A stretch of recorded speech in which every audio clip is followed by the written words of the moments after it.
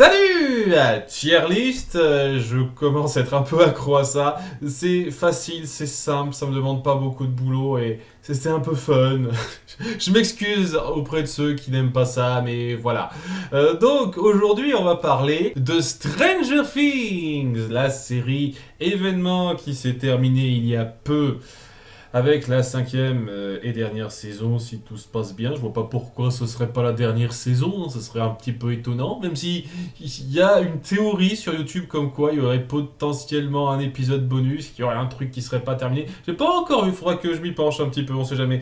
Mais ouais, une saison 5 qui, à ma grande surprise, n'a pas été accueillie ultra positivement. Je pense quand même qu'elle était plus appréciée que détestée, mais il y a pas mal de gens qui n'ont pas aimé, qui ont des choses à redire. J'ai essayé de suivre un petit peu certains arguments et je trouve que c'est abusé d'imputer ces problèmes-là spécifiquement à la saison 5 quand les grossièretés sont quand même un petit peu présentes dans les saisons précédentes, hein. Faut pas croire qu'on est passé d'une série parfaite à une série un peu défaillante sur certains points. Il y avait toujours ça pour moi, mais bon, c'est une série qui m'a beaucoup plu, hein. J'ai démarré lorsque les 3 premières saisons étaient sorties, et puis j'ai attendu chaque nouvelle sortie, les saisons 4, 5. Ça a pris du temps, j'ai pris mon mal à patience comme tout le monde. Je me suis fait un rattrapage des saisons 1 à 4 avant de me revoir la 5. C'est pour ça que j'ai pas fait cette tier list plus tôt alors que j'aurais pu m'y jeter assez vite. Mais bon, hein, j'ai pas non plus passé des masses de temps. Et ouais, comme ça, tout était frais dans ma tête. J'ai bien pu profiter de cette cinquième dernière saison qui était, je le pense sincèrement, très satisfaisante. Il y a des trucs qui vont un peu vite, un certain point qui aurait mérité être mieux développé, c'est sûr. Et le fait d'avoir à gérer beaucoup de personnages, en incorporer quelques-uns en leur donnant plus d'importance, ça peut peut-être être un petit peu envahissant pour certains, un peu écrasant, mais c'était délicat de ne pas en faire autant. Peut-être que ça aurait pu être plus long, c'est sûr, mais au-delà de ça, j'ai pas eu de gros soucis avec cette saison 5 qui pour moi complétait une très bonne série. Une série qui voulait rendre hommage aux années 80 vu que ça se passe à cette époque, il y a énormément de références, on joue sur les différentes dates des années 83 à 87, j'apprécie beaucoup ça tout en apportant une petite touche moderne, mais sans que ça donne l'impression que. En ayant presque l'impression que ça pourrait être un film des années 80 ou une série des années 80, dans un sens, avec, bon, des moyens peut-être un petit peu moins hauts que ça, mais vraiment une série que j'ai beaucoup appréciée, qui a su développer de très bons personnages auxquels je me suis pas mal attaché pour une bonne partie d'entre eux, et c'est pour ça que je voulais faire cette tier list. Je suis pas ces derniers temps très chaud à l'idée de faire des tier lists de personnages parce que tout simplement les séries ne m'inspirent pas pour ça, mais après avoir fini cette saison 5, j'avais envie de revenir sur différents personnages qui me permettront aussi de revenir sur quelques petits détails de la saison 5 qui, je pense, méritent d'être un tout petit peu cités. Mais ouais, globalement très bonne série qui est devenue maintenant un phénomène culturel mérité.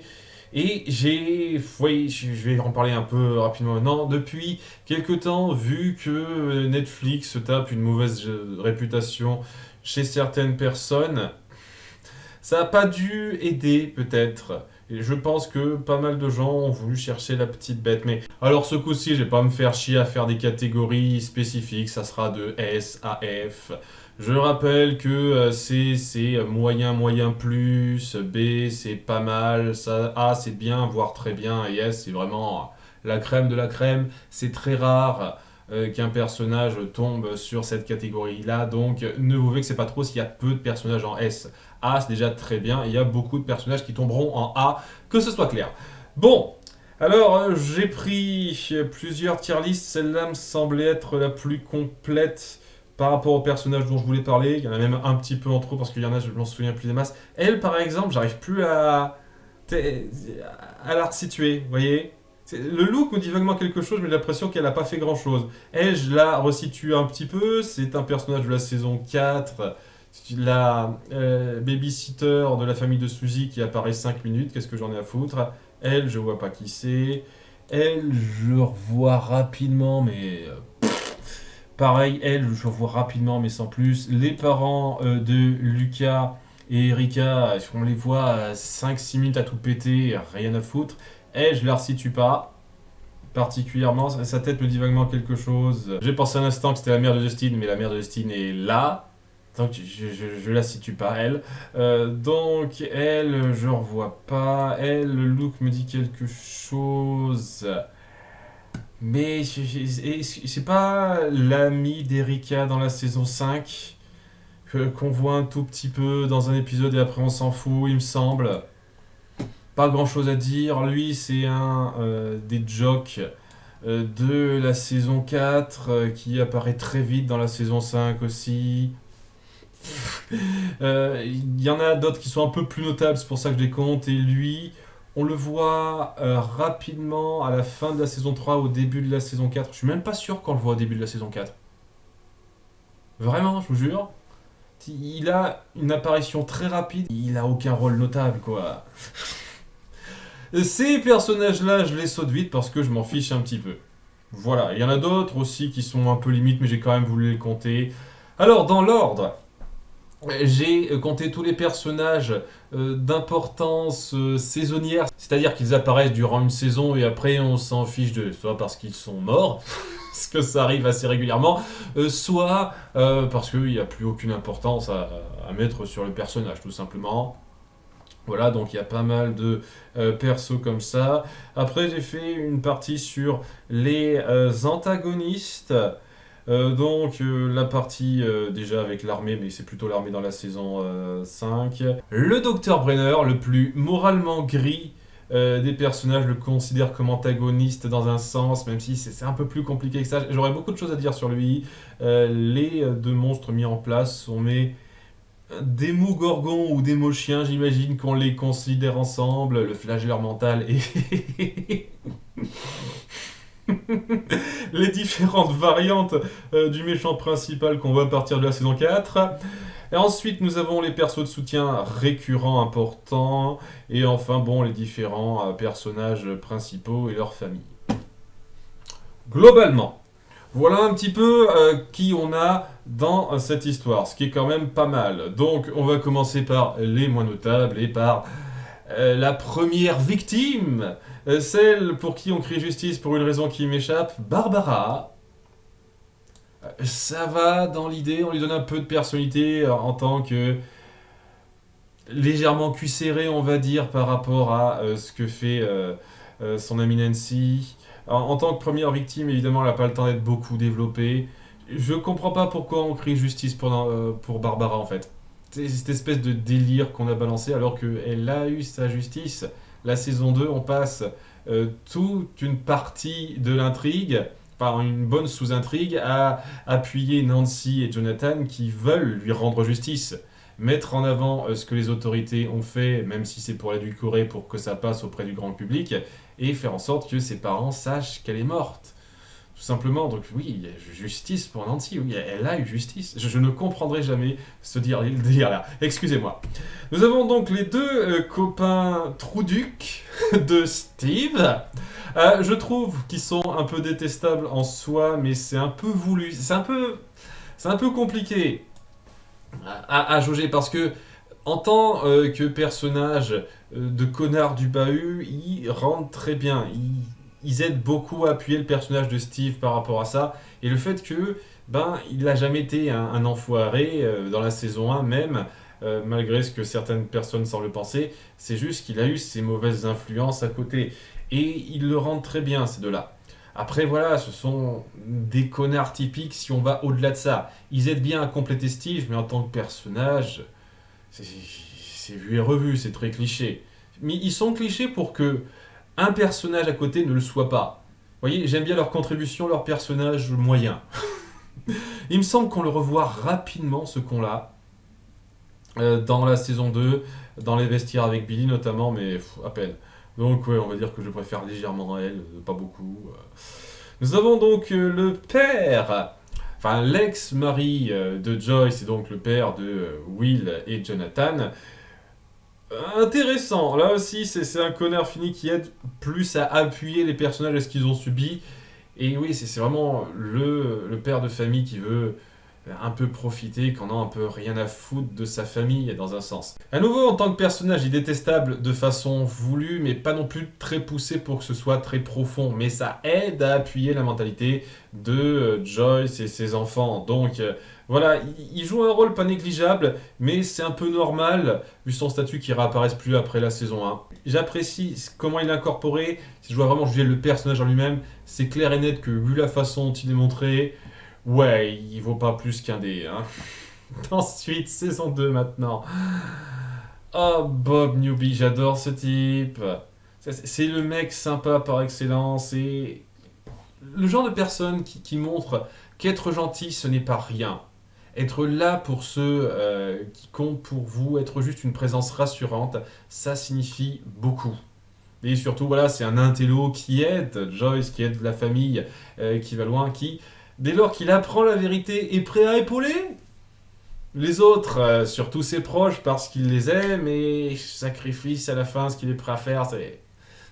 Il y a beaucoup de gens qui viennent à sacraliser un certain personnage d'une seule saison, dont on parlera un peu plus tard, par rapport à ce qu'il a fait et sa mort tragique. Je trouve qu'il est clairement au-dessus, Bob Newby. J'ai adoré ce personnage et dans un sens, je suis déçu qu'il n'ait pas continué.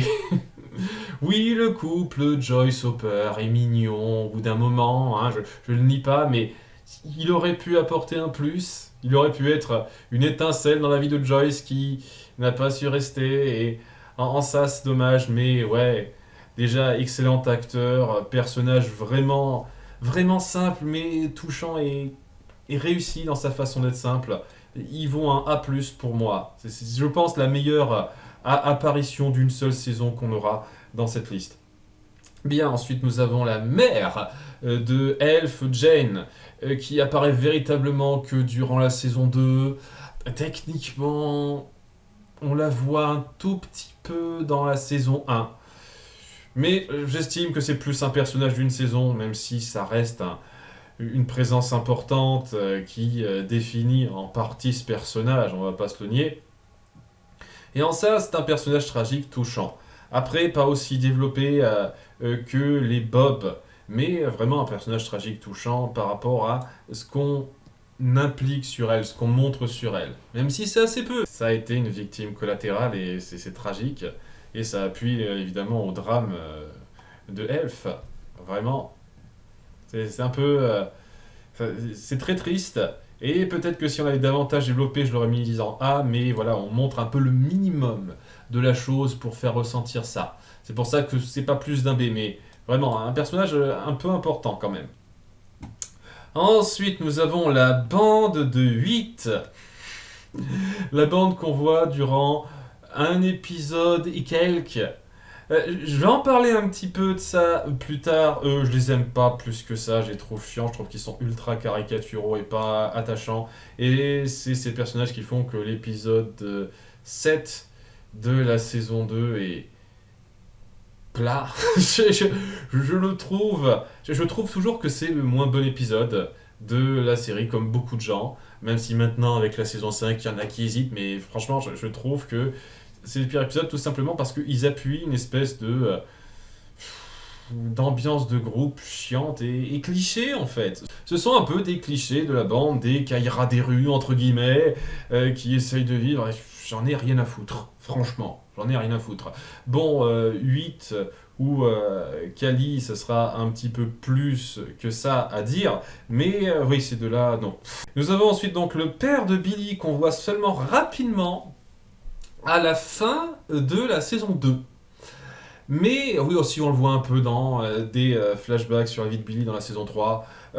C'est un personnage qui apparaît très peu mais qui a un impact très fort. Contrairement aux parents de Lucas et Erika qui sont juste des parents comme ça. Et voilà, j'ai rien de mal à dire sur eux, mais rien de bien non plus. Ils existent quoi. Lui il existe, mais on sent par ces simples apparitions, ces quelques apparitions, comment il a influé la vie de ce personnage.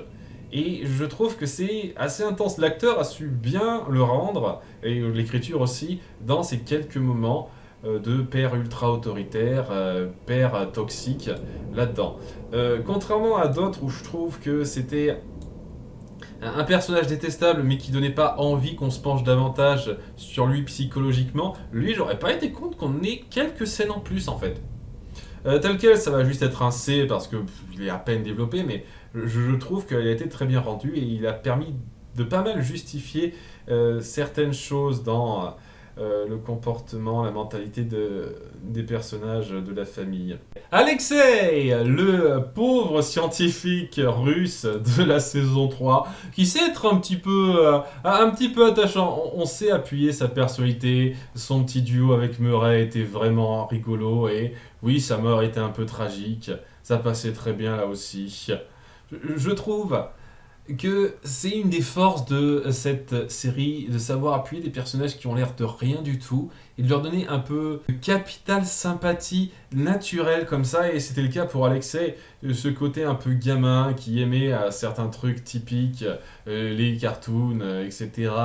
Et ce besoin un petit peu de vivre sa vie simplement avec donc évidemment la tragédie qu'il touche à ce moment-là qui marche sans que ce soit le moment le plus tire-larme qui soit, hein. Bien entendu, il y a des morts qui sont plus efficaces que ça, ces dégâts-là. Ça passait très bien. Je trouve que pour un personnage qui aurait juste pu être un informateur russe rapide sans qu'on aille plus loin, vous avez fait quelque chose de plus recherché. C'est un truc qui me plaît beaucoup, avec pas mal de personnages dans cette histoire. Nous avons ensuite le commandant russe, je sais pas si c'est un commandant en général, enfin bref, le l'antagoniste secondaire principal entre guillemets de cette saison 3 qui était efficace. On sent que sa rivalité avec Cooper était bien rendue. Et j'ai franchement adoré son côté dangereux, implacable.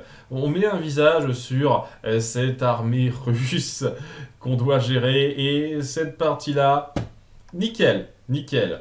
Il était un petit peu en duo avec le maire de la ville durant la saison 3, et j'imagine que ça a été changé après coup puisqu'elle a été arrêtée, qui était donc un trouduc fini, un profiteur, et il le rendait plutôt bien. Vraiment. Bon, je vais pas aller dans le détail, mais l'acteur le faisait très bien, ce personnage-là.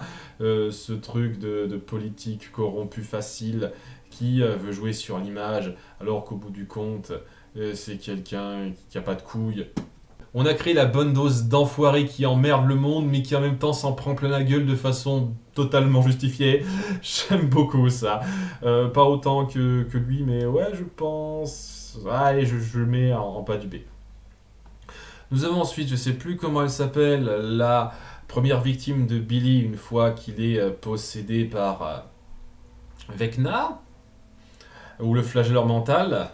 Je ne sais plus exactement lequel des deux le possède. Techniquement, c'est plus ou moins en communion, et ouais, ça va quoi. C'est juste le drame de ce qui lui arrive.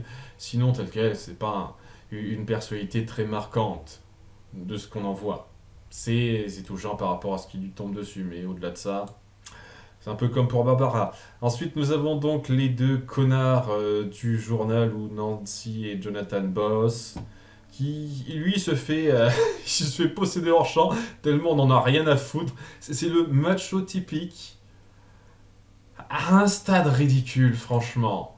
L'acteur est un peu rigolo, mais l'écriture est tellement dans ta gueule cliché que je peux pas.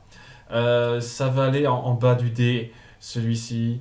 C'était censé être un peu cathartique le moment où elle lui pète la gueule quand il est possédé, Nancy. Je trouve que c'était un petit peu foiré. Alors que bon, lui au moins c'était un petit peu mieux réussi, hein. Le côté un petit peu je rabaisse les gens qui bossent pour moi, mais l'espèce de suspense par rapport au fait qu'il est possédé et qu'il met des bâtons dans les roues de Nancy et compagnie, il y avait quelque chose d'un peu plus recherché. L'acteur a pu aller un peu plus loin que juste ce côté macho typique, donc ça passait mieux, on lui donnait plus de temps. Je vais le mettre, je vais le mettre avant Barbara.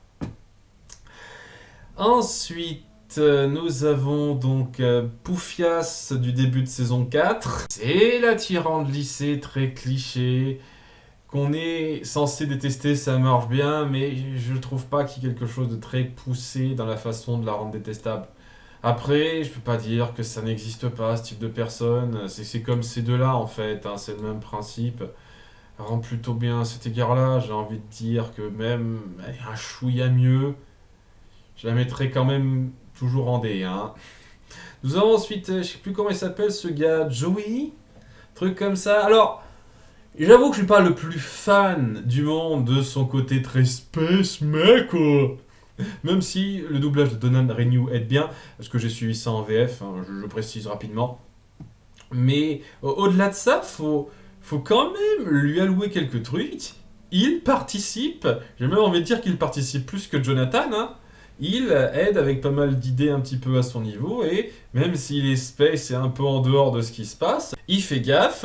C'est grâce à lui qu'on a eu droit à une question de refroidissement pour Elf, afin qu'elle aide à sauver la situation dans cette saison 4. Je trouve qu'il n'y a pas rien de bien à dire sur lui, il passe. Après, voilà, son côté space l'empêche d'aller très haut, mais je vais le mettre en haut du C quand même. Ça va, j'ai un peu de respect pour le gars dans ce qu'on fait. Dimitri, je ne suis plus sûr comment il s'appelle ce gars-là. Mes excuses, j'aime bien.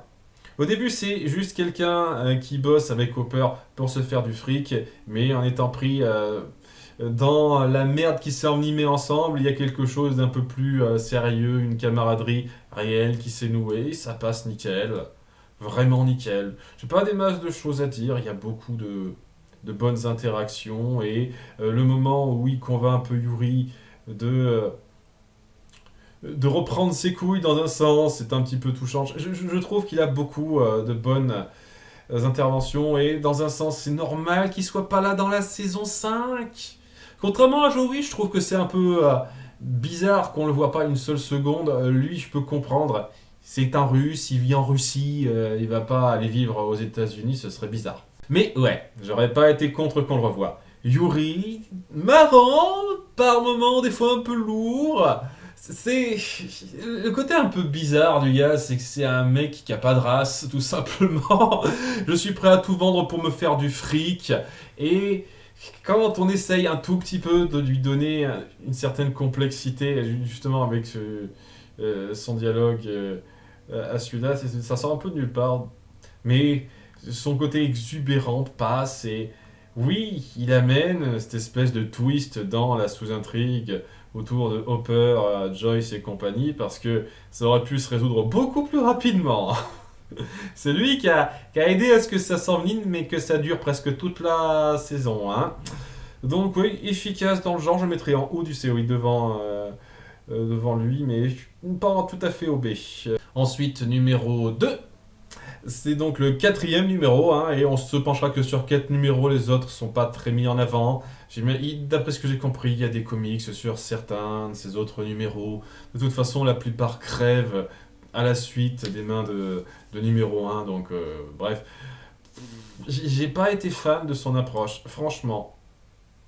Ce côté jaloux de 11, qui veut à tout prix se montrer supérieur à tout le monde en mode brut de la bande des surdoués. J'ai trouvé ça redondant en fait.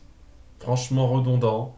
Vous savez, le fait de la faire subir les brimades de cette connasse au début de la saison 4, c'était intéressant dans l'idée parce qu'elle n'avait pas vraiment vécu ça elle-même, c'était quelque chose de nouveau, et donc qu'elle ait du mal à gérer ça, qu'elle aille jusqu'à donner ce coup de, de patin à roulette ou patin à glace dans la gueule, c'est quelque chose qui marche pour la mentalité de 11, une fois de plus. Lui, je trouve qu'il y avait moyen de montrer qu'il donne la pression à 11 sans être une espèce de brute de base. Franchement, je trouve qu'il est un chouïa mieux que lui dans l'absolu, mais oui, il devrait y avoir une catégorie brute de base. Tyran de base, parce qu'il y en a pas mal là-dedans. Hein. Lui aussi, hein. Je trouve que ces 5-là sont totalement dans le lot. Hein. Enfin bref, nous avons donc le grand aimé de cette saison 4, Eddie, celui que tout le monde adore, celui qui fait partie des meilleurs persos pour beaucoup de gens, pour ce à quoi elle a contribué, et je comprends d'où ça vient à un certain degré. Je trouve qu'il y a un peu d'exagération. Il est un peu surcoté, le gras. J'hésite entre le A et le B. Hein. ce serait du gros A-, c'est-à-dire qu'il serait vraiment au bas du A si je le compterais dans le A. Allez, je vais être gentil, je vais mettre dans le A-, et je vais un petit peu développer évidemment. J'aime bien le personnage, notamment grâce à l'acteur qui a un grand talent dans les expressions. Il a ce côté ultra expressif qui passe nickel et qui aide beaucoup à ça. Le look aussi joue beaucoup. On essaye de jouer autour de son personnage avec l'idée de ses accusations de satanisme auprès de Donjons et Dragons. C'était vraiment des rumeurs qui avaient lieu à l'époque. Il y en a encore quelques blaireaux qui font ce genre de trucs maintenant, c'est dingue. Donc, quand on joue là-dessus, c'est très intéressant. Euh, on joue aussi sur le fait qu'il a clairement pas le look fin de lycée, mais c'est parce qu'il a redoublé je sais pas combien de fois. On joue là-dessus aussi. J'aime bien ça, et oui, il y a un côté très dramatique dans le fait que il voit des gens crever devant lui, c'est pas pourquoi, et c'est lui qu'on accuse. Son duo avec Dustin est sympa, notamment par rapport au parallèle, à la petite compétition entre guillemets qui se fait avec Steve. J'apprécie ça, mais je trouve pas non plus qu'il soit ultra développé, ce duo-là. J'estime qu'il y a des duos qui sont plus recherchés que ça. C'est pas un des meilleurs duos jamais faits pour moi. Et surtout, pour aussi tragique qu'est sa mort, je peux pas m'empêcher de penser que vous l'avez pas mis en scène de façon à ce que ça donne l'impression que ça signifie tant que ça. À un moment donné dans la saison 5, il y a Steve qui dit à Dustin qu'il s'est sacrifié pour rien. Et il le regrette après. On sent que cette saison 5, c'est la saison des grosses tensions entre eux qui doivent se résoudre.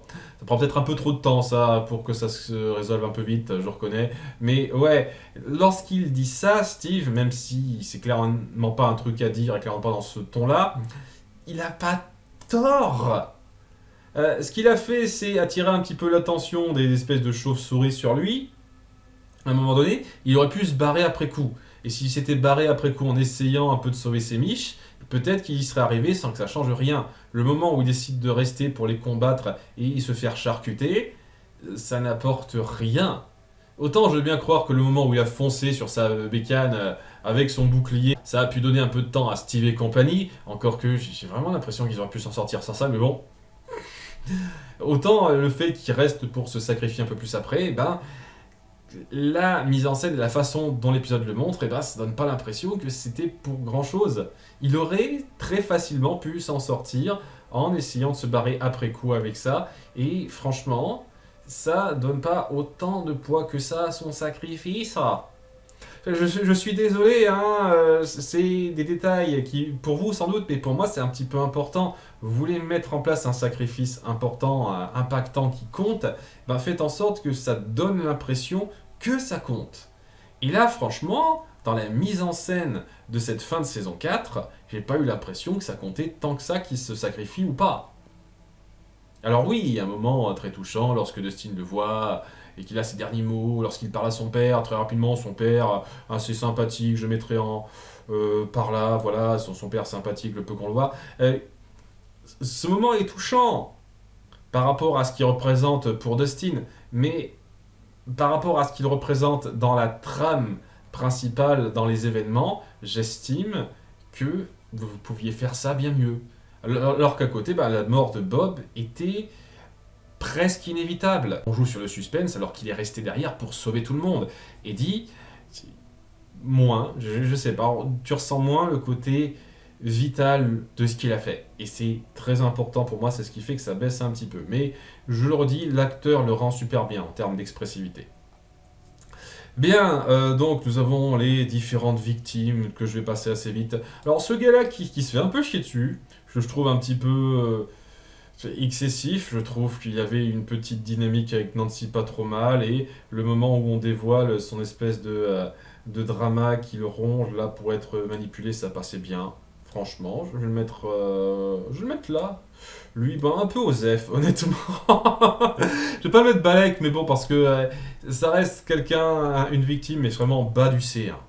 Le mec existe, on essaye d'appuyer que c'est une victime comme une autre, mais son trauma, je me souviens même plus de ce que c'est pas montré de façon particulièrement mémorable. Tracy, oui, ça marche mieux, c'est une victime plus réussie que je mettrais là. Non, peut-être là ou non, pas plus. Elle a une petite relation, hein, une petite dynamique naturelle avec Eddie qui aurait pu aller un peu loin si ça avait duré plus longtemps. Son personnage, mais il ne dure qu'un épisode, hein. Faut pas oublier ça. Mais voilà, c'est une première victime qui impacte, surtout visuellement, et ça va. Mais bizarrement, si vous me demandez de choisir dans la mise en scène ce qui est le plus efficace, la façon de montrer ce qui traumatise Tracy ou ce qui traumatise ce mec, bah, ce mec est un tout petit peu plus efficace dans la façon de mettre ça en scène. Après, sa mort est plus efficace parce que c'est la première fois qu'on voit ça et qu'il y a Ellie qui réagit, mais voilà. Mais après, voilà, en termes de personnalité, un peu plus pour elle quand même. Et nous avons ensuite son petit copain Jason que je trouve très intéressant.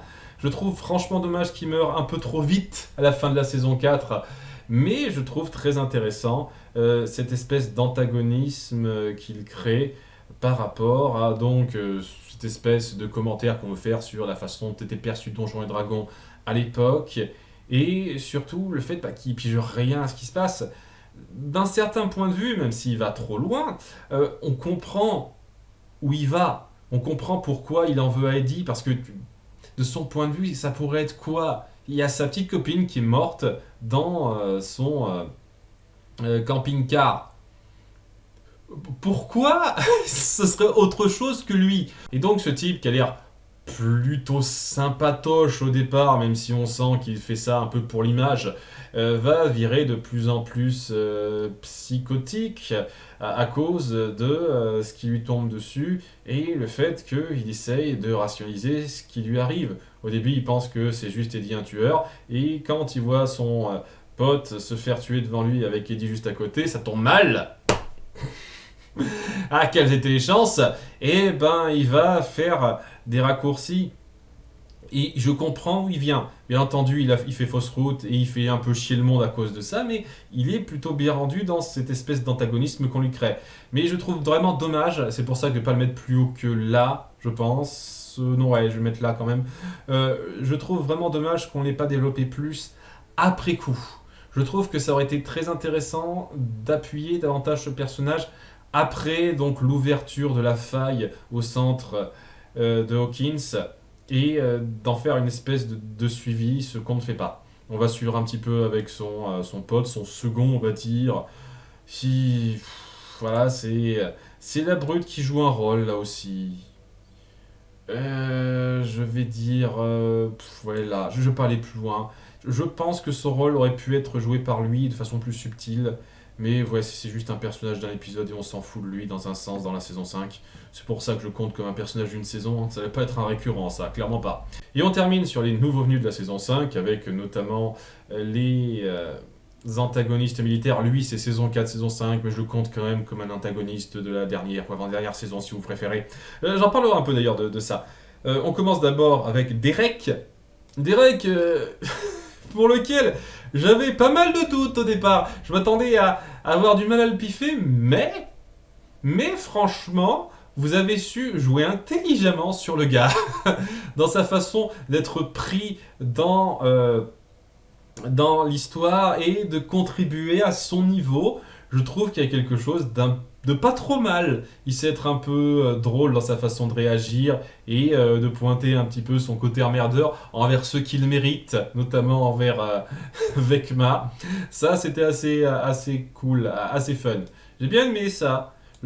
Pour un personnage pour lequel je m'attendais pas à voir grand chose, vous m'avez donné quelque chose de pas mal. Franchement.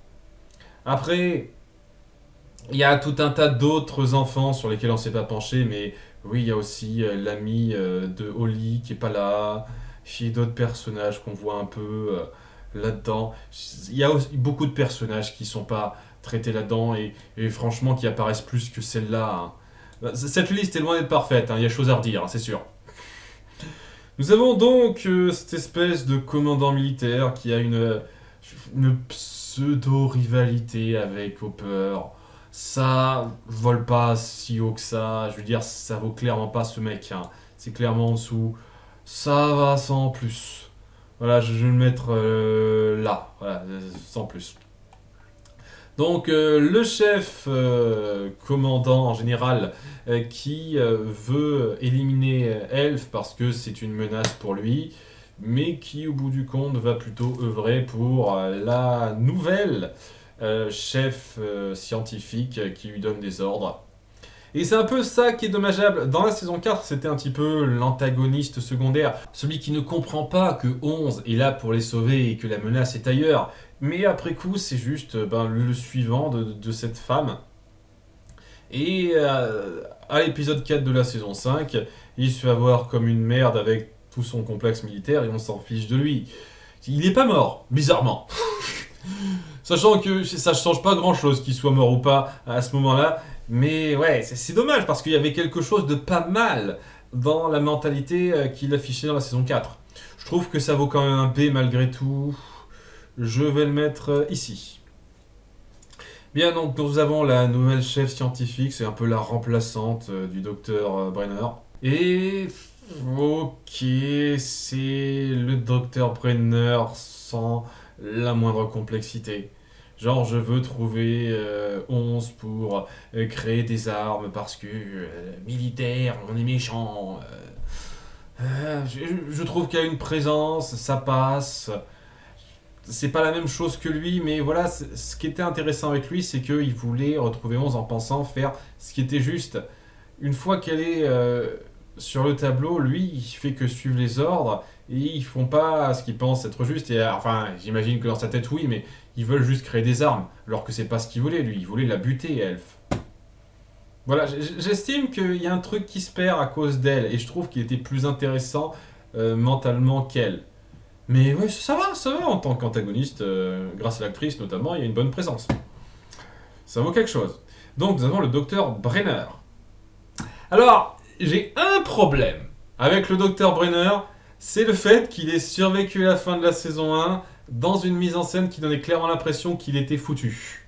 Et à aucun moment donné, lors de son retour dans la saison 4, il n'a expliqué ce qu'il a sauvé. Je demandais pas la lune, hein, je demandais juste un petit flashback qui montrait comment il a pu s'en sortir du fait qu'un démogorgon lui a sauté à la gorge la dernière fois qu'on l'a vu. Genre des militaires qui seraient apparus pour tirer dessus, ça lui a donné le temps de s'enfuir, un truc comme ça. Non, on l'explique même pas, c'est juste il a survécu parce que merde. Ce détail-là me gêne. Au-delà de ça, j'adore ce personnage et je pense que ça va rester un A, mais c'est pas loin du S. Ce personnage est très intéressant. C'est quelqu'un qui contrôle des enfants pour avoir une sorte de pouvoir à contrôler. Il œuvre pour un système, mais en même temps, c'est un peu pour lui qui fait ça. On fait passer cette femme pour sa successrice à un certain degré. Successeur, je sais plus, non, je crois que c'est plus successeureux. Excusez-moi, j'ai pas l'occasion de le dire souvent ce terme-là au féminin. On l'a fait passer pour son successeur, excusez-moi. Mais je trouve qu'il y a 1000 fois plus de choses à dire sur les intentions derrière. C'est pas juste je fais ça pour avoir une puissance militaire. Je fais ça pour avoir quelque chose à contrôler, une certaine puissance qui serait due à moi. Et ce contrôle qu'elle a sur la vie de 11 et de tous les autres, dans un sens, est très intéressant, vraiment très intéressant, parce que c'est clairement un antagoniste, c'est plus un antagoniste qu'un protagoniste, mais c'est pas le mec tout blanc, tout noir, quoi, c'est quelqu'un qui a malgré tout une attache particulière envers 11. C'est un peu son chef-d'œuvre dans un sens, mais au-delà de son chef-d'œuvre, il la voit quand même comme sa fille de façon douteuse. Mais il veut la protéger, il veut protéger ce qu'elle représente, la perfectionner, même si c'est contre sa volonté. Et ce moment, dans l'avant-dernier épisode de la saison 4, est pour moi ce qui le fait briller beaucoup, et un des moments les plus forts autour de 11 aussi. Il y a quelque chose. Il ressent quelque chose pour elle, une sorte de lien père-fille, qu'elle rompt au bout d'un moment parce que l'a trouvé beaucoup plus stable, beaucoup mieux que lui. Mais cette relation n'est pas que de la manipulation, ça en est en partie, il y a quelque chose de sincère. Et j'apprécie beaucoup ça. Je trouve que c'est une des morts les plus réussies de cette série. Et c'est pour ça que je pardonne le délire de mauvaise mise en scène pour la fin de la saison 1 autour de lui. On aurait dû faire quelque chose d'un petit peu plus poussé que ça. C'est un personnage très important qui mérite d'être haut placé, celui-là. Donc, dans les antagonistes un petit peu simples, nous avons donc les démos-gorgons et démos-chiens. Je sais pas si c'est les mêmes ou pas, parce qu'il y en a un qui se déplace à 4 pattes, l'autre qui déplace à 2, mais c'est plus ou moins la seule différence. Euh, voilà, c'est une présence monstrueuse, bien rendue dans le visuel, surtout pour ce qui est du visage, non-visage. C'est une espèce de fleur qui éclot avec des espèces de dents à l'intérieur. C'est assez flippant, un bon design de créature bien fait. Après, voilà, c'est une créature. Il y a la présence visuelle, au-delà de ça, c'est très compliqué à ranger ce genre de truc. J'aime beaucoup ça. Et c'est la première grosse créature qu'on voit dans la série. Est-ce que ça vaut plus qu'un C? Je sais pas, je vais mettre ça en B sur le principe. Parce que c'est quelque chose en termes de présence, mais ce n'est pas un personnage. Le flagelleur mental, cette grosse entité qui contrôle le monde à l'envers, qui est assez flippante en termes de présence là aussi, qui n'a pas une personnalité particulière, mais c'est vraiment un big boss très réussi. Bon, le fait qu'on le solidifie un petit peu dans cette apparence d'araignée à la fin, c'est peut-être un peu trop classique, j'ai envie de dire. Alors que là, si on se penche bien à ce qui était montré dans la saison 4, je sais plus si c'est la saison 4 ou début de saison 5, il me semble que c'était la... je suis plus sûr à 100%, excusez-moi. Bref, c'était Henry qui lui avait donné cette forme un peu araignée. Oui, oui, c'est ça. Il avait une fascination pour les araignées et il lui a donné cette forme d'araignée parce que il voulait que ça lui rappelle ça. Sinon, c'était juste une grosse brume, un petit peu flippante. Donc, ouais, le fait qu'il ait pris cette apparence d'araignée à la fin, c'est peut-être un peu bizarre. Après, il a voulu se conformer à la vision qu'avait Henri de lui, très certainement. Et oui, présence imposante, ça passe très bien. Je vais mettre un petit peu au-dessus. Je vais le mettre là. Ouais, mettre là. Ensuite, donc, nous avons l'antagoniste principal. Même si techniquement c'est plus ou moins lui le chef, mais c'est lui qui représente plus la chose, même si on ne le voit techniquement que dans 2 saisons sur 5, mais c'est les 2 saisons les plus longues, donc ça marche aussi. D'un côté nous avons Henry, puis nous avons puis nous avons Magma, puis nous avons Monsieur Quiproquo dans la saison 5. C'est le même personnage, je vois la blague, hein, je ne vais en ranger qu'un seul évidemment, mais c'est la même, hein. C'est le même personnage qui évolue au fur et à mesure de ce garçon un peu psychopathe, manipulé, on l'apprendra vers la fin, par le flash d'art mental, vers oui, cette espèce de taré qui veut remodeler le monde parce qu'il le trouve vicié, alors que pour lui, le monde à l'envers, c'est la version parfaite d'un monde à voir. Voilà, c'est un psychopathe extrêmement réussi, et je pense qu'ils vont un S de pas beaucoup. De pas beaucoup. L'acteur aide beaucoup. Le design aussi de cette créature aide énormément. Il y a quelque chose de très recherché en termes de présence. Et dans ses différents alias, ses différentes facettes qu'il affiche, qui sont au bout du compte la même personne, c'est quand même très très bon. Ça, il y a quelque chose de très recherché. Et il y a un détail qui m'a fait un peu plaisir, même s'il n'était pas forcément nécessaire à la fin de la saison 5, c'est cette découverte comme quoi il a été infecté par cette créature au départ via une pierre qui sort de je ne sais où. Il est tombé sur un mec qui avait une pierre qui venait de l'autre monde, je ne sais trop comment, qui a infecté Henry. C'est un truc qui pourrait être redit en termes d'écriture scénaristique, je reconnais. Voilà, un défaut de la saison 5 que je peux reconnaître. Voilà, bon, à ce moment-là, il est donc habité par ce type, et lorsque Will essaie de lui dire non, bats-toi avec nous, ce n'est pas toi, c'est lui le problème, il dit non, je suis avec lui. tu crois quoi, mec? Ça aurait été un foutage de gueule, évidemment, qu'il retourne sa veste à la fin en mode c'est bon, je suis gentil en fait maintenant. Ça aurait été ridicule, donc j'apprécie qu'on n'ait pas fait ça. Oui, c'est un truc un peu marrant et un excellent antagoniste principal, le visage de ce qu'il y a à combattre à la fin, qui fait bien son effet. grâce à un acteur une fois plus excellent. Donc nous avons les soutiens récurrents, avant de passer donc aux différents membres de la famille, tout ça, tout ça. Lui j'aurais pu le mettre avec, mais il est un peu à part lui. Donc nous avons ce mec. Alors bizarrement il n'y a pas l'autre. Et normalement, il y a deux mecs qui sont les seconds de Hopper en tant que shérif, les adjoints. Il y a ce mec qui est un autre et l'autre il est pas là. C'est un noir, je sais pas. Discrimination, je pense que le mec a juste oublié de le coller. Et c'est dingue parce que je pense que j'aurais mis en C+. L'autre, lui, c'est un D+. C'est un peu le flic benet qui sert rien à rien et ça casse pas la baraque. Pas grand chose à en dire. Bien, ensuite nous avons Suzy, la petite amie de Dustin. Est-ce qu'ils sont encore ensemble à la fin? Dans la saison 5, j'ai pas trop cette impression-là. Hein. J'ai le sentiment que ça s'est un petit peu éloigné, mais c'est pas clair. Personnage intéressant, mais très sous-exploité. À aucun moment donné, elle apprend la vérité. Elle a quelques interactions durant la saison 4 et durant la saison 3 et un peu durant la saison 4, mais la saison 5, elle apparaît pas. Sous-exploité, ça aurait pu être plus cool que ça, dommage. Je vais la mettre là. Ses apparitions sont réussies, mais c'est trop peu, c'est trop léger. Monsieur Clark, je suis tellement content que dans la saison 5, on l'ait enfin mis au parfum. Ce mec qui a régulièrement aidé notre groupe sans le savoir, qui finit enfin par être mis dans la confidence et par les aider, même si c'est un peu secondaire.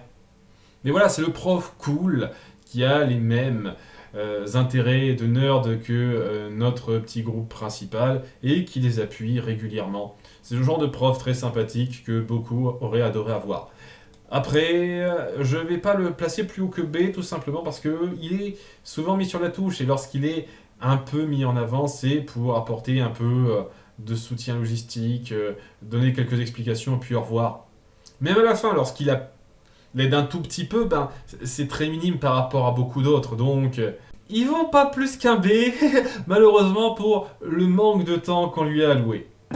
Nous avons ensuite le docteur, j'ai oublié son nom, qui était très sympathique durant les saisons 2 à 4. Vraiment dommage qu'on l'ait pas revu dans la saison 5. Après, c'était si grave dans un sens, étant donné que lui avait pris la main, il aurait à aucun moment permis qu'il puisse parler, prendre contact avec les autres. C'est logique dans un sens qu'il soit pas là dans la saison 5. Et c'était un soutien sympathique. On sentait qu'il y avait plus d'empathie autour du personnage, ne serait-ce que dans la saison 2, où on voyait que lorsque ça allait trop loin pour faire des expériences sur Will, il voulait pas qu'on le force, qu'on le brusque, et il était prêt à épauler nos personnages régulièrement. Dans la saison 4, ces petits moments de confrontation avec le docteur Brenner par rapport à comment traiter Elf étaient très efficaces. On voit que c'est quelqu'un qui essaye de faire ce qui est bien, en dépit du fait de savoir qu'il est dans un système un peu délicat. On essaye vraiment de jouer sur le côté le gouvernement nous contrôle, qui passe bien. C'est un A-. C'est pas aussi fort que d'autres, mais un bon A. Personnage. Je le préfère un petit peu à Eddie même. Ouais, si je dois être assez logique, Eddie, une fois de plus, c'était du A de moins de justesse. Mais c'est du A de moins de justesse, mais un peu plus. Ensuite, nous avons Kali, ou numéro 8. Alors, j'ai eu un peu de mal avec ce personnage durant une grosse période de temps, parce que tout ce qu'on voyait d'elle, c'était un épisode de la saison 2 et l'intro. Je sais pas si vous vous souvenez, mais la saison 2 démarre comme ça, hein, sur une scène entre elle et ses potes qui sont en train de faire un casse et qui échappent aux flics, et elle utilise ses pouvoirs pour nous faire « Ah, vous voyez, il y a quelqu'un d'autre qui a des pouvoirs comme Elf, c'est incroyable !» Et après, qu'est-ce qu'on a autour d'elle? On a un épisode centré, mais vraiment, il n'y a que ça. Et après, on la revoit plus. Du tout. Hein. Il y a Elf qui se souvient une fois ou deux d'un truc qu'elle lui a dit, après, plus rien. Et je trouvais ça franchement dommage. J'aurais mis ça en C- si il y avait eu que ça. Mais j'apprécie énormément qu'on n'ait pas oublié ce personnage dans la saison 5. Et oui, c'est la surprise de mi-saison. Il y a plus de surprises que ça dans la mi-saison, j'en parlerai un peu plus tard. elle a un rôle important, elle réapparaît et elle aide beaucoup. J'aime beaucoup la dévotion de l'actrice qui a accepté de se faire raser entièrement parce que une chevelure comme ça, quand même, c'est pas rien pour jouer son rôle et avoir ce côté très désabusé. On a abusé de moi tout simplement dans ce labo. On a pompé mon sang jusqu'à épuisement pour faire des expériences. J'ai complètement perdu goût à la vie et ce que je représente, quoi. Ce côté très déprimant de cette expérience qui a vécu l'horreur, qui a perdu sa vie, en fait, ça se ressent pas mal et je trouve un peu dommage qu'il n'y ait pas de happy end pour elle. Bon, c'était un personnage plus ou moins d'une saison, on va dire. J'étais pas loin de la considérer comme un personnage d'une saison parce que voilà, c'est un épisode et quelques sur une saison et 4 épisodes sur l'autre. Mais elle a un impact dans ces apparitions-là et elle apporte quelque chose. J'aime beaucoup ce qu'on fait d'elle. Je vais la mettre en haut du B, tout simplement parce qu'elle manque un petit peu de temps, mais j'apprécie franchement ce qu'on a fait et qu'on n'ait pas oublié ce que représentait ce personnage. Vraiment. Murray, j'adore ce type. En grande partie, bon, pour son franc-parler, son tac au tac qui est super, mais le fait aussi que je trouve qu'on lui rend pas assez justice. C'est juste un mec qui voulait faire un scoop, voulait dévoiler un peu ce que faisait le gouvernement à Hawkins. Il avait absolument aucune idée que ça allait aussi loin que ça. Quand Nancy et Jonathan sont allés le voir, il a accepté de jouer leur histoire, de l'édulcorer pour leur permettre leur petite vengeance et son truc. Et après coup, il s'est de plus en plus embringué dans les histoires de nos personnages pour se foutre régulièrement dans la merde et risquer sa vie alors qu'il leur doit rien. Et c'est ça qui est dingue, quoi. Ce mec ne doit rien à personne. À n'importe quel moment, il aurait pu leur dire de se casser et de le laisser tranquille. Parce qu'il avait aucun devoir envers eux. Mais malgré tout, il a continué à les suivre jusqu'au bout. Il a eu des actes super classe. L'hélicoptère dans la saison 5, plus récemment, mais même le lance-flamme et des tas d'autres trucs qui montrent que c'est pas juste un guignol, même s'il sait être très drôle par moment. Il est efficace et incroyablement utile, hein. Il y a un manque de respect. Je trouve qu'il n'a pas eu tout à fait le respect qu'il méritait. Il y aurait dû avoir une petite scène où au moins Joyce et Hopper le remercieraient pour tout ce qu'il a fait à la fin, dans l'épilogue de cette saison 5. Parce qu'il il a fait beaucoup. Je vais le mettre en haut du A, après Bob, pas loin du S de pas beaucoup. Hein. J'adore ce personnage. Nous avons ensuite donc Robin et sa copine dont j'ai oublié le nom. La copine, c'est un peu une Robin bis. Ça va, elle est sympa dans ce qu'elle fait, mais ouais, ça apporte pas grand chose en termes de personnalité au tout. À part que ça fait plaisir de voir que Robin a trouvé sa moitié qui lui correspond très bien, puisque une fois de plus, c'est une Robin bis. Robin qui est plus développée, plus intéressante, puisqu'elle est là depuis la saison 3. Et je vais la mettre en bas du A. Je pense que je lui préfère le docteur. J'ai oublié son nom, je suis désolé. Je préfère un petit peu ce personnage-là parce que il y a quelque chose d'un petit peu plus subtil autour d'elle, mais sa non-subtilité peut être assez drôle.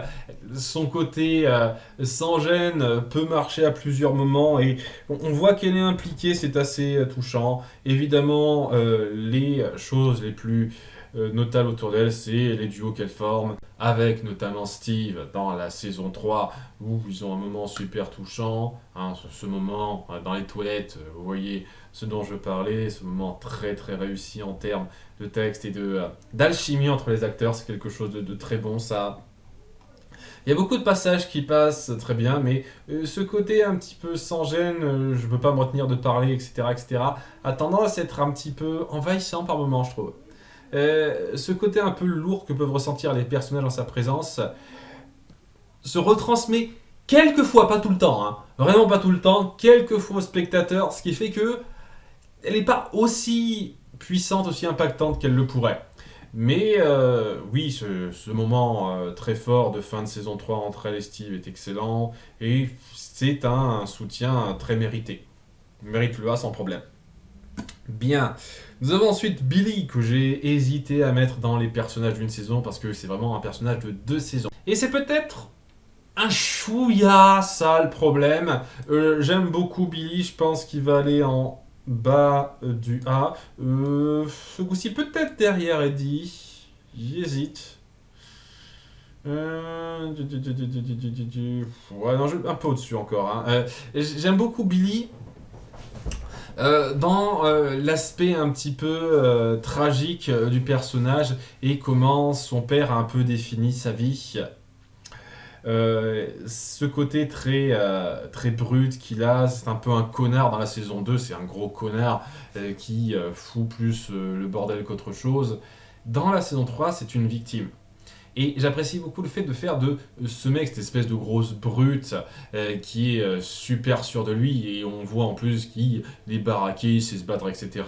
Faire de ce mec la victime, le mec qui a du mal à résister au contrôle mental de quelqu'un qui le fait faire des choses horribles que même un connard comme lui n'oserait jamais faire, hein. Tuer des gens, les transformer en espèce de trucs dégueulasses pour former un espèce de monstre hideux, c'est clairement pas ce dont il a envie. Ce côté délicat du personnage un peu brut qui se fait avoir, c'est assez touchant et assez flippant. Parce que déjà qu'il peut être un peu imposant et flippant de lui-même à affronter alors que il est possédé par un monstre qui a le pouvoir de faire beaucoup plus, c'est quelque chose. On essaye d'appuyer ce côté rattrapable et surtout ce lien entre elle et, euh, et Max qui est un peu bizarre. Je trouve franchement qu'il manque deux trois scènes dans la saison 2 ou peut-être début de la saison 3 pour appuyer que, en dépit du fait qu'ils ont du mal à se piffer, ils partagent quelque chose, lui et Max. Et il n'y a pas ça. Ce qui fait que le moment où Max se sent super mal de sa mort et le fait que ça la hante à un certain degré dans la saison 4, ben ça a pas autant de mérite que ça. Et c'est plus imputé au traitement du personnage de Billy que de Max, selon moi, même si bon, on pourrait aussi imputer ça au personnage de Max. Ce qui fait que c'est un A-, alors que ça aurait pu être un bon A+, limite un S, si ça avait été traité plus en subtilité, avec un peu plus de détails. Mais voilà, c'est un très bon personnage en A. Son moment de sacrifice à la fin, très touchant aussi. Et c'est très plaisant de voir qu'on fasse ça autour de quelqu'un qui de base n'était pas un enfant de cœur du tout, hein. Max donc, qui est un A+, sans problème. Je la mettrai pas aussi haut que le Dr Brenner une fois de plus, mais très réussi. Le côté un petit peu cassant du personnage dès le début, mais qui sent quand même cette attache à faire avec notre groupe, alors qu'il ne le voyait pas venir. Je trouve ça très intéressant. Et oui, cette espèce de côté très fermé qui appuie une certaine sensibilité qu'elle a chez elle que j'aime beaucoup. Son lien avec Lucas, au début, j'avoue, dans les saisons 2 et 3, c'était sans plus, vraiment, mais à partir de la saison 4, quelque chose de vraiment touchant qui se met en place. Et oui, le fait que ce soit la victime désignée de Vecna qui doit s'en sortir, qui fait de son mieux alors que c'est difficile, ça fait avoir beaucoup d'empathie pour elle. Vers la fin, après tout ce qui s'est passé dans l'épisode final, sa contribution était relativement minime, on va dire. C'est un peu dommage, mais c'était un peu délicat d'en faire trop avec sa situation. J'aime bien ce personnage, je l'aime beaucoup. Pas tout à fait S, mais très très réussi. Ensuite, nous avons la famille de Luca, donc les parents dont j'en ai rien à foutre, et surtout sa petite sœur Erika. B-, et franchement, c'est une surprise. C'est un peu comme Derek en fait. Au début, tu sens qu'elle va te gaver, et franchement, on passe plus de temps sur le côté un peu gavant du personnage. Une fois que elle s'incruste dans le groupe et qu'on va au-delà de son côté je suis la reine, tu me respectes, tout ça, il y a quelque chose d'un peu plus satisfaisant, de plus marrant, et on sait mieux l'incorporer. C'est un peu comme Derek, mais sur plus de temps, donc ça va un peu plus haut que Derek. Je la mettrai là. juste derrière son professeur préféré. Après donc Lucas, personnage qui m'a pas énormément marqué dans les 3 premières saisons, mais qui gagne énormément en profondeur dans les saisons 4 et 5. Franchement, l'acteur s'améliore de saison en saison. Il s'est énormément amélioré et j'ai beaucoup aimé le voir se développer au fur et à mesure. Au début, c'est un peu le tue-la-joie du groupe, j'ai envie de dire. Celui qui se plaint le plus, celui qui dit ah non, fais pas ça, c'est pas bien, vous faites pas gaffe à ci, vous faites pas gaffe à ça. Il apporte à la dynamique dans un sens, mais ça pouvait être un petit peu lourd, mais plus il avance, plus c'est bon, et il gagne quelque chose, il gagne vraiment une profondeur, un capital d'attache particulier. Il est à peu près au même niveau que Max, je les mets à côte, ils le méritent, ils sont ensemble ces deux-là. Nous avons ensuite donc la famille de Dustin rapidement avec sa mère qui est sympa. Je me souviens, il y avait une vidéo qui disait ah il y a tous ces acteurs qui n'ont pas pu revenir pour la saison 5 et on disait la mère de Dustin. On la voit heureusement rapidement à la fin. J'ai le sentiment qu'ils ont fait ce rattrapage à la dernière minute. Mais ouais, c'est une mère qui est attachée à son enfant, un peu mère poule. Elle va jamais plus loin que ça, elle fait jamais gaffe à rien, ce qui fait que je vais pas la mettre plus haut que un C acceptable, mais ça va. Elle a une petite présence qui explique un petit peu comment Dustin se comporte. Dustin qui est adoré par beaucoup de gens, j'avoue même que je l'aime beaucoup. Et allez, je vais suivre un peu le consensus et le mettre dans le S également. Bon, Dustin, on ne le présente plus trop, c'est celui qui, en termes de personnalité, se démarque le plus dans un sens de notre petit groupe, et je vois très bien en quoi. C'est le plus spécifique, celui qui appuie plus le côté geek, clairement. Et oui, une bonne partie des fans de la série sont geeks, donc ça les marque bien. Et c'est ce qui fait que ça marche aussi très bien, sa relation avec Steve. Justement, c'est parce que Steve n'est pas un geek de base. Vraiment pas. Et on crée des liens un peu particuliers. Il a un super discours à la fin de la saison 5. Je trouve vraiment dommage qu'on rabaisse la saison 5 avec les nombreux moments forts qu'il y a dedans. Je vous jure. Et son discours en fait partie des nombreux moments forts de cette saison 5. Ce gars, c'est une certaine joie de vivre, une présence qu'on peut pas nier, et même si, je sais pas, j'irais pas dire qu'il est excellentissime, il est suffisamment super pour être en S. Pas tout à fait au même niveau que Vecna, pas loin, mais en S aussi. Steve, qui là aussi va être en S, je vais mettre en numéro 1, je pense pouvoir dire que c'est mon perso préféré. Ouais. Je suis très original et devenu le chouchou de tellement de personnes. Au fur et à mesure des saisons, il y a eu cette espèce de débat comme quoi dans la saison 1 il était un peu détestable, mais à partir de la fin de la saison 1, qui est devenu cette espèce d'icône que tout le monde adore. Et je suis pas complètement d'accord, je trouve qu'il y avait quelque chose de logique dans son comportement dans la saison 1. Une fois de plus, mettez-vous à la place de Jason. Dans la saison 4, dans tout ce qu'il vit, alors qu'il a absolument aucune information importante, notable sur ce qui se passe en vrai, comment vous auriez réagi, vous? Est-ce que vous auriez été mieux que lui? Bon, peut-être que vous auriez été moins proactif, mais est-ce que vous auriez été mieux que lui dans les conclusions qu'il aurait tirées, en fait? Je sais pas trop. Et c'est un peu pareil au début, dans la saison 1, Steven. Au début, il a des réactions exagérées, parce que de ce qu'il sait, c'est que Jonathan a pris des photos d'eux, et surtout de Nancy, alors qu'elle était en soutien-gorge. C'est compréhensible. Après, il a surréagi, ses amis en ont fait des caisses, il a essayé de les suivre un petit peu, mais cette pris une petite dérouillée lui a fait se remettre les idées claires, et il a voulu se rattraper de ça. C'est très intéressant. Énormément de vidéos ont fait des analyses de Steve et pourquoi il est autant adoré. Je fais partie de ces nombreuses personnes qui adorent Steve. Depuis la fin de la saison 1, il m'a toujours agréablement surpris. Et je trouve ça un peu dommage qu'il ait pas eu une parfaite conclusion dans un sens. Ce début de famille qu'il pourrait faire, mais on laisse ouvert à ça, et il a quelque chose qui se rapproche de son rêve. Je trouve qu'il a une fin tout à fait mérité. Juste, j'aurais pas été contre que ça aille encore plus loin par rapport à ce qu'il voulait. Le babysitter du groupe, il a mérité ce titre et il était génial.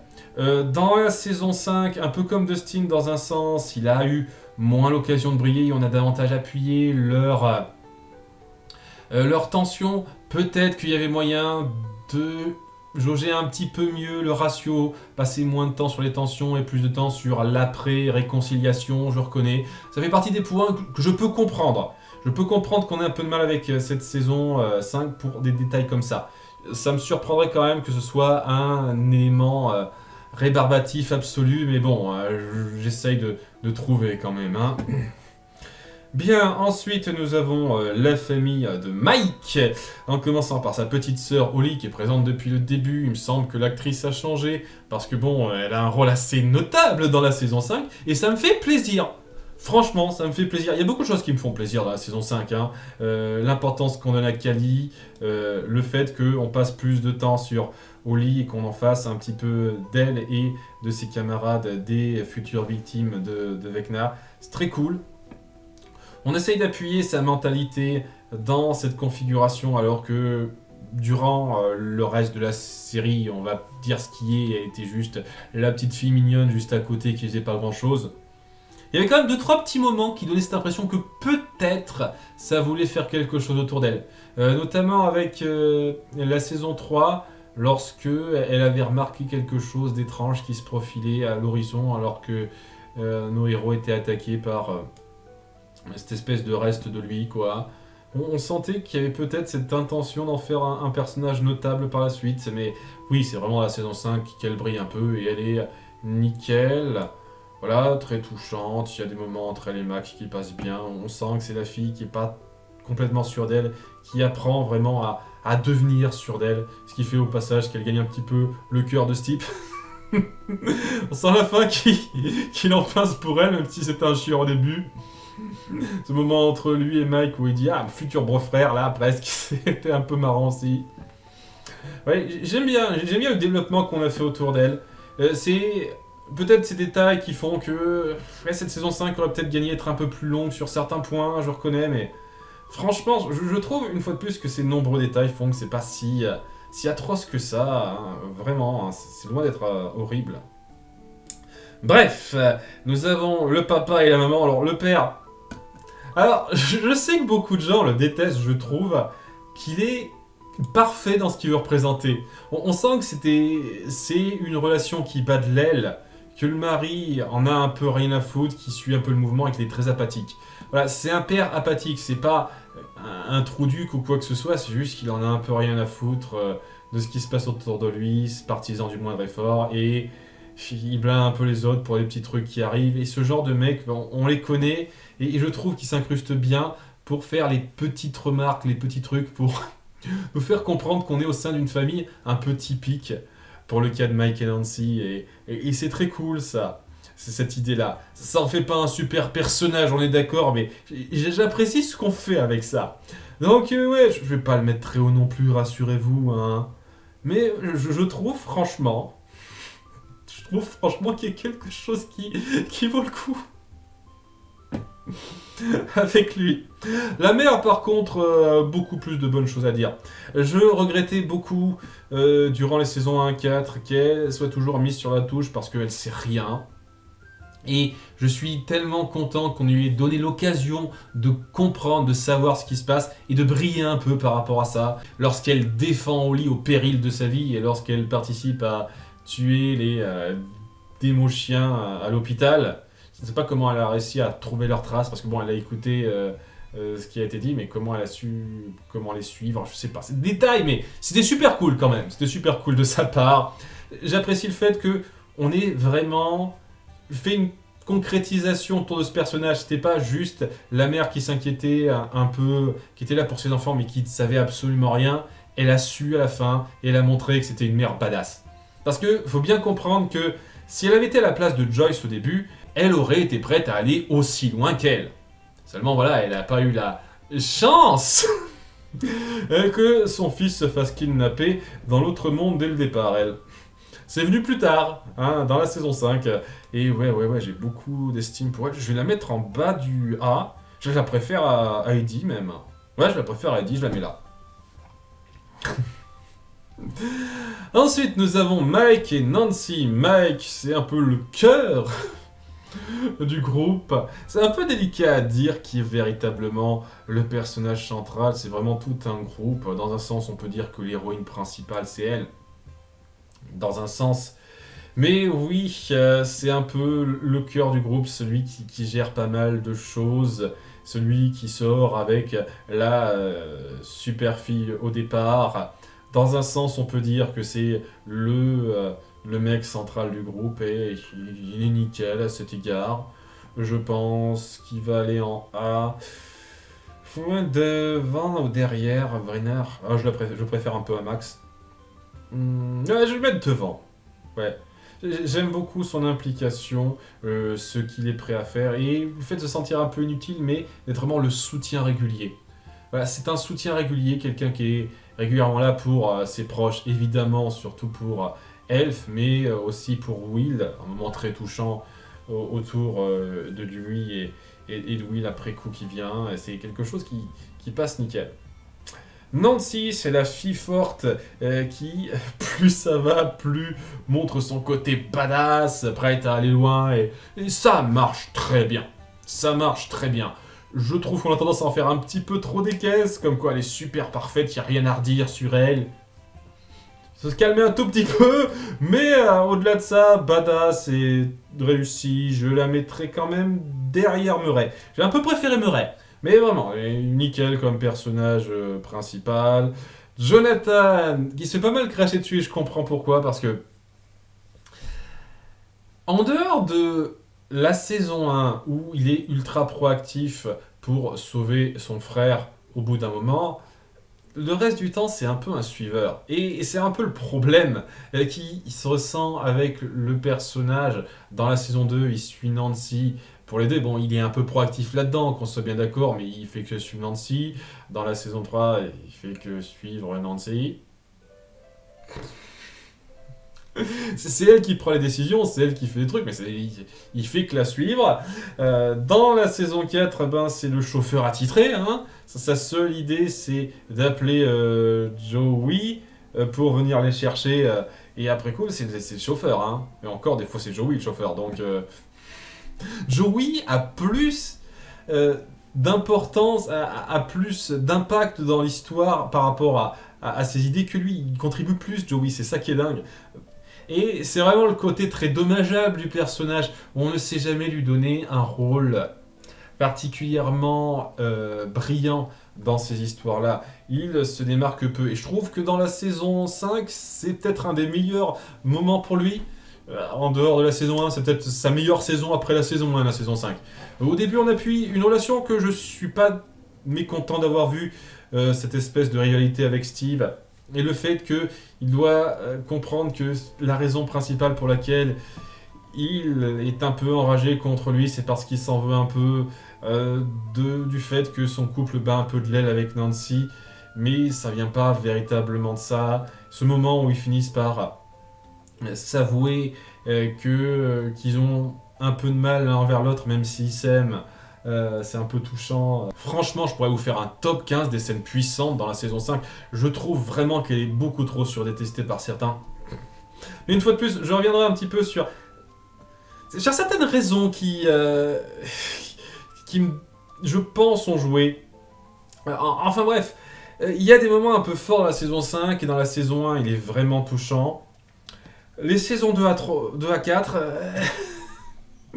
on l'exploite pas des masses.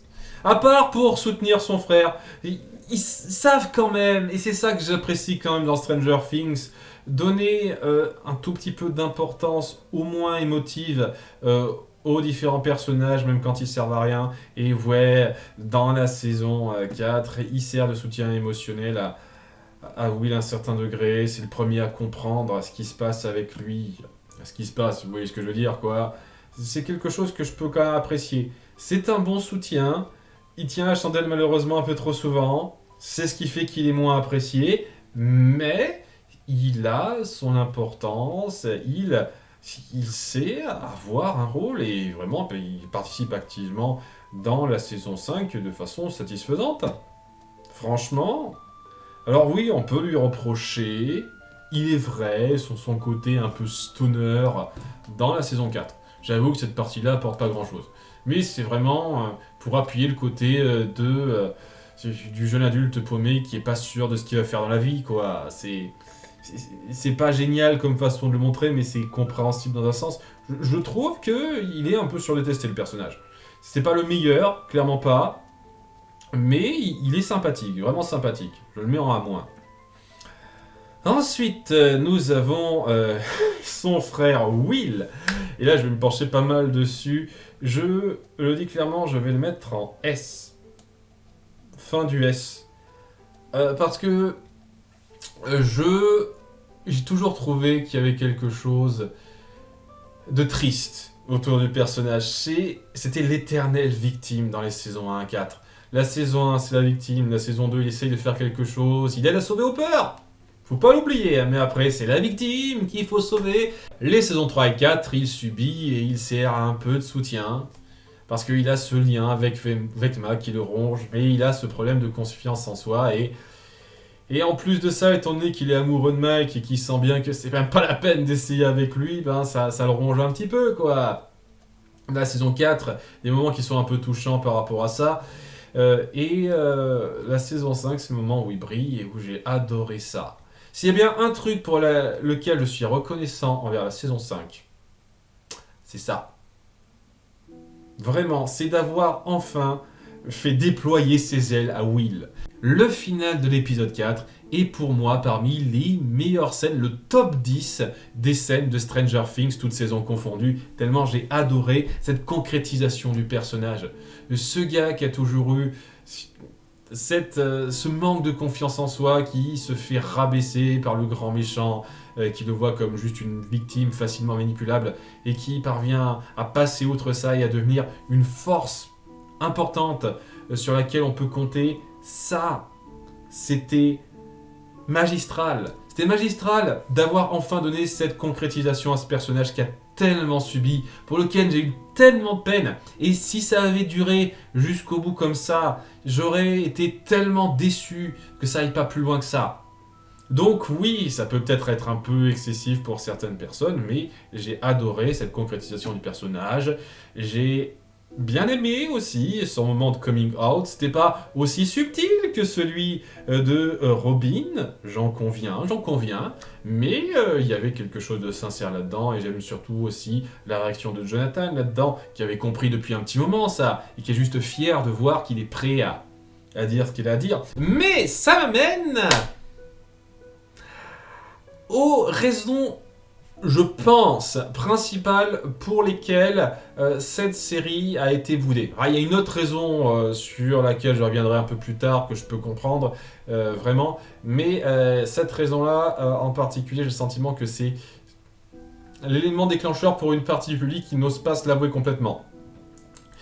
Je pense que chez une partie du public, j'insiste sur une partie, je suis sûr que cette saison 5 est majoritairement appréciée par les gens, et que c'est bon, hein, et que même les gens qui n'ont pas aimé, c'était pour d'autres raisons que ce que je vais dire, mais il y a une partie très importante, je pense, des gens qui gueulent, qui sont dans cette configuration-là.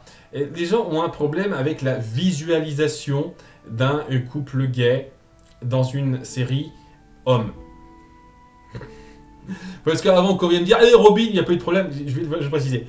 Parce qu'il y a une partie du public, j'insiste sur une partie, hein, et je précise aussi que c'est mon impression, il y a une partie du public qui, lorsqu'on leur fait voir des attirances de la part de certains personnages, s'imagine un petit peu ce que ça donne, cette attirance d'un point de vue un peu physique direct.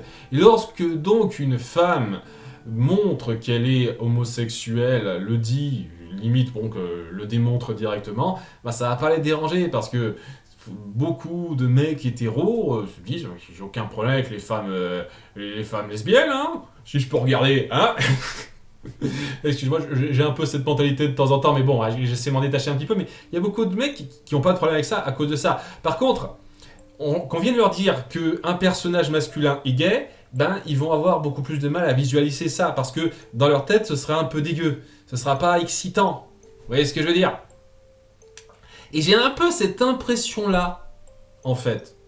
J'ai un petit peu cette impression-là que une partie du backlash qu'a eu cette saison 5 vient du fait que beaucoup de gens n'ont pas apprécié le fait qu'on ait mis en avant un personnage gay, sachant que c'était clairement indiqué dans la saison 4, la saison 3 et les saisons avant, non, ça pouvait être comme ça pouvait ne pas être, il n'y avait rien qui indiquait le contraire ou non. Mais oui, les saisons 4 et 5, surtout la saison 5, a vraiment solidifié que Will était gay et que c'était un moment un petit peu fort qu'il devait avouer à ses amis. Une fois de plus, c'était pas aussi subtil que Robin, mais c'était pas aussi affreux qu'on le dit. Il y a des gens qui s'en moquent, c'est ridicule. Et j'ai vraiment cette impression-là qu'il y a une partie du public qui, dès lors qu'un personnage avoue son homosexualité, ne peuvent pas s'empêcher de visualiser dans leur tête ce que ça représente. Et donc, trouvent ça dégueu et vont trouver des excuses comme quoi, ah, mais non, faut pas dire ça, c'est pas bien, comment osez-vous appuyer ce genre de relation, blablabla, wokiste, etc., etc. Alors que, si vous étiez un peu honnête avec vous-même, dites-vous juste que vous êtes un petit peu pervers sur les bords, vous aimez bien vous imaginer certains persos entre eux, faire des trucs un petit peu comme ça, et dès lors qu'un personnage masculin fait ça, bah, vous avez du mal, parce que ça vous envoie cette image à la tête. Vous pouvez dire ça, hein. Pour moi c'est pas de l'homophobie de dire ça, simplement, et d'avouer que ce truc vous déplaît visuellement parlant, si vous savez vous en détacher, et si vous savez pas vous en détacher, et que pour vous ça devient rédhibitoire, et que vous venez inventer des excuses pour justifier que ça rend ça automatiquement mauvais et atroce, pour moi il y a un problème, franchement. Et c'est pas la seule chose que je voulais dire là-dessus par rapport au personnage, c'est qu'il y a cette espèce d'étau qui s'est resserré, bizarrement parce que l'acteur Noah Schnapp, je me suis pas renseigné en détail, d'après ce que j'ai compris, est pro-israélien. Je vais pas me pencher là-dessus, hein, tu sais ce que vous voulez. Et plutôt que juste dire c'est son opinion, on s'en fout, qu'est-ce que son personnage est, il y a pas mal de gens qui se sont dit c'est un pro-israélien, c'est une sombre merde, on déteste son personnage maintenant. Et au passage, c'est malheureusement, d'après ce que j'ai suivi, plutôt un truc de woke, ça. Donc on a le côté woke anti-woke qui se mettent un peu d'accord pour détester le même personnage pour des raisons complètement diamétralement opposées. Ça me fait un peu marrer, mais j'ai le sentiment, je suis un peu sérieux, que c'est l'une des raisons principales pour lesquelles cette saison a été autant boudée. Franchement. Et n'hésitez pas à me prouver que j'ai tort, hein, une fois de plus, ce n'est qu'une impression, hein, je ne dis pas que c'est une vérité absolue, mais j'ai le sentiment que c'est en partie importante à cause de ça, à cause de ce personnage-là, que cette série a été à ce point surdétestée par certaines personnes. Une fois de plus, les gens qui se plaignent, je pense pas qu'ils représentent la grande majorité des spectateurs, mais voilà, j'ai cette très forte impression. Moi, je me détache de ça, je m'en fous royalement de quel côté il est, je suis en tant qu'acteur, et je n'ai aucun problème avec le fait qu'un personnage masculin soit gay dans une fiction, si c'est bien amené, et je trouve que ça allait. C'était peut-être un peu direct, pas aussi subtil que Robin une fois de plus, mais c'était tout à fait, ça passait très bien cette scène. Voilà, ça c'est le gros morceau sur lequel je voulais m'apesantir. Il reste plus beaucoup de personnages. Une fois de plus, ceux-là, c'est Vecna. Hein. Je le compte une seule fois, hein, ici. Hein, en reste. Bien, nous avons Joyce, que j'adore. C'est la maman badass que je vais mettre en haut du A. Pas tout à fait en S, parce qu'elle a ce moment un peu... j'y connais pas grand-chose. Je m'immisce quand même de façon forcée. Mais il y a quelque chose de très touchant dans ce besoin de protéger ceux qu'elle aime, et c'est le drame qui la touche. Franchement, ce besoin de protéger son fils, son lien avec lui, c'est quelque chose de particulièrement touchant, ça. Le fait qu'elle est prête à aller loin, qu'elle soit un peu à côté de la plaque, c'est rigolo par moments, même si des fois... c'est un peu forcé pour être forcé, je trouve. C'est ce qui fait que c'est pas tout à fait un S, mais au-delà de ce micro-détails, j'adore. J'adore l'énergie de cette femme. J'adore son lien avec Will. Son couple avec Bob était génial, mais j'avoue aussi que son couple avec Hopper et Nickel également. Nickel également. Le fait que ce soit vraiment la maman prête à tout pour protéger ses enfants lorsqu'elle s'occupe de elle pendant un temps. Elle montre vraiment toute son affection pour elle, c'est vraiment très fort ça. Au tout début j'avais quelques réserves, mais lorsque je l'ai vue à ce point affectée par la perte de son fils, et à ce point convaincue pour le retrouver, prête à faire tout ce qu'elle fait, j'ai vite été conquis par elle, et j'ai adoré la suivre durant toute la série. Et le fait que ce soit elle qui finisse Vecna, je trouve que c'était totalement mérité, c'est ce qu'il fallait faire. Franchement. Nickel, badass, génial cette mère-là. Hopper, lui aussi, je l'aime beaucoup. Je vais pas le mettre en S comme certains le feraient. Je sais que ça va vous surprendre un petit peu, mais j'aime beaucoup le personnage. Je le mettrai juste à côté d'elle. Oui, il est classe. Au début, c'est un petit peu le shérif, un peu consciencieux, mais qui a tendance à se laisser aller, qui va vite nouer ses liens. En étant touché par ce drame de sa vie lorsqu'il a perdu sa fille. Un truc un petit peu étrange, c'est de petits détails comme ça. Si je veux faire des petites critiques qui me viennent, c'est le Rambo de l'équipe, prêt à faire énormément. C'est le Rambo de l'équipe, prêt à faire énormément pour les protéger et pour se battre. Il a énormément de moments badass. Comme je l'ai dit, c'est pas tout à fait en S, alors qu'il avait de quoi, parce qu'il y a quand même 2-3 choses qui m'ennuie un chouïa, notamment dans la saison 3, au début de la saison 3, lorsqu'il en a marre que Elf et Mike passent du temps ensemble, la façon qu'il a de réagir à ça, c'est un peu trop gamin pour forcer le trait au départ. Le début de saison 3, je trouve que pour les gens qui se plaignent de la saison 5, on oublie un peu certaines grossièretés qu'il y avait dans les saisons précédentes. Hein. La saison 5 n'est pas parfaite, mais les saisons précédentes non plus. Hein. Vraiment pas. Hein. Faut arrêter de mettre le reste sur un piédestal aussi. Mais bref, ça reste un excellent personnage. Et bien enfin, le dernier du lot, Elf, ou 11, ou Jane. Ça dépend un peu. Il n'y a pas trois... il y a pas trois cartons pour elle, contrairement à lui. Hein. Elle se tape un backlash à cause de son jeu d'acteur dans la saison 5 et je comprends. Ce côté presque constipé dans l'expression qui a tendance à être un peu ennuyeux sur le long terme, parce que c'est un peu l'expression par défaut qu'elle s'est donnée. Il y a toujours le côté, que quand je sais pas quoi ressentir, il y a une expression un peu par défaut que je me donne. Et là, je trouve qu'elle a choisi la mauvaise expression par défaut. Une partie du temps importante, elle s'est jouée correctement, hein, l'actrice, dans cette saison 5. Hein. Mais ouais, cette expression par défaut qu'elle se donne, elle était pas géniale. Et je blâme autant l'actrice que les metteurs en scène, les réalisateurs là-dedans, parce que il y avait quand même moyen de lui dire écoute, tu pourrais pas avoir une expression, un chouïa moins renfrogné, un tout petit peu plus expressive en fait. Parce que ça devenait un petit peu ennuyeux sur le long terme. Ça, je comprends que ça gêne. Une fois de plus, j'estime que si ça, c'est rédhibitoire pour vous, c'est abusé. Franchement. Mais on va passer outre ça et je vais la mettre ici. Tout à fait en S, elle aussi, même si c'est techniquement l'héroïne centrale. Hein. C'est elle qui apparaît le plus, c'est elle qui gère le plus de choses parce que c'est elle qui a le plus de pouvoir. C'est elle qui a le plus de passé à développer par rapport à son lien avec lui, les relations qu'elle forme avec Mike, avec Hopper. Hein, sa rivalité un petit peu violente avec numéro 1 et des tas d'autres, on la développe beaucoup. Ce qui fait que c'est peut-être un tout petit peu indigeste, j'ai envie de dire.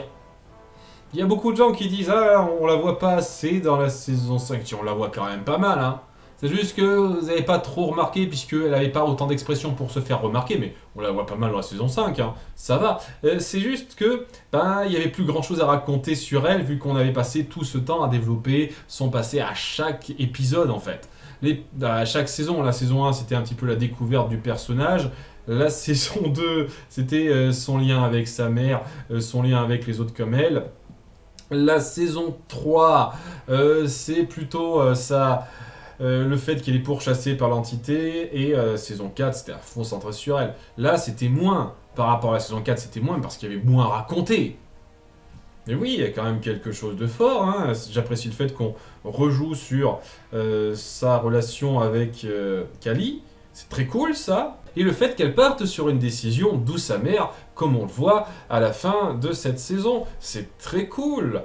C'est pas parce que l'actrice a un peu de mal à être expressive par moments de façon satisfaisante que ça en fait un mauvais personnage. Et surtout en prenant en compte le fait qu'elle a bien joué les 4 premières saisons. Franchement, je vais pas aller me chier dessus juste pour ça, et je vais pas dire que la saison 5 gâche totalement le personnage à cause de ça. Faut arrêter, faut vraiment arrêter.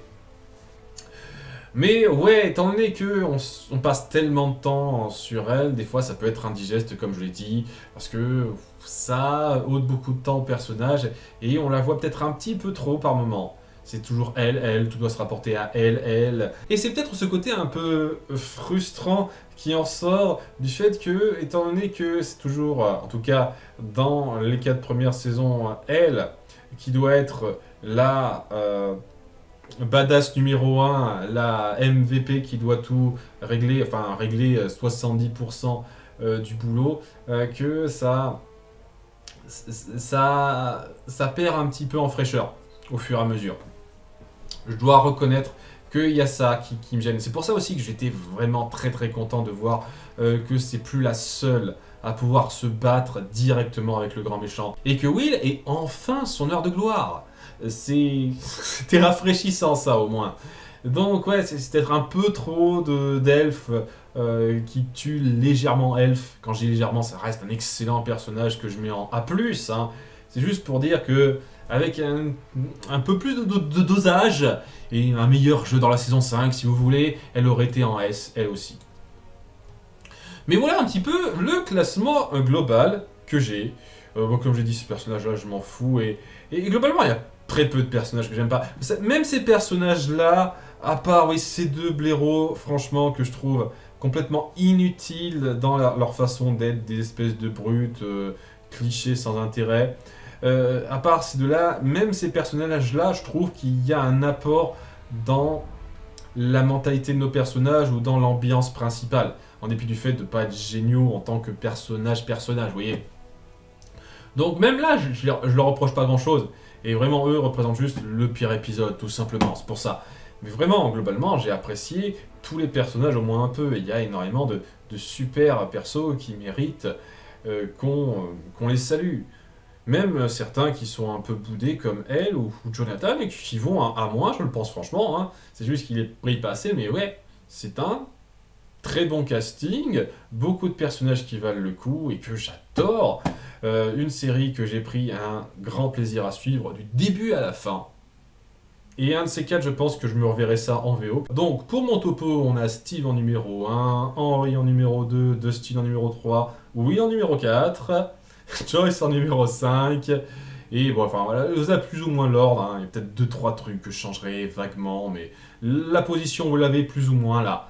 Ça a été un vrai plaisir de découvrir cette série et j'espère que cette tier list vous aura plu. A bientôt pour une prochaine fois, je ne sais pas ce qu'on fera. Bye!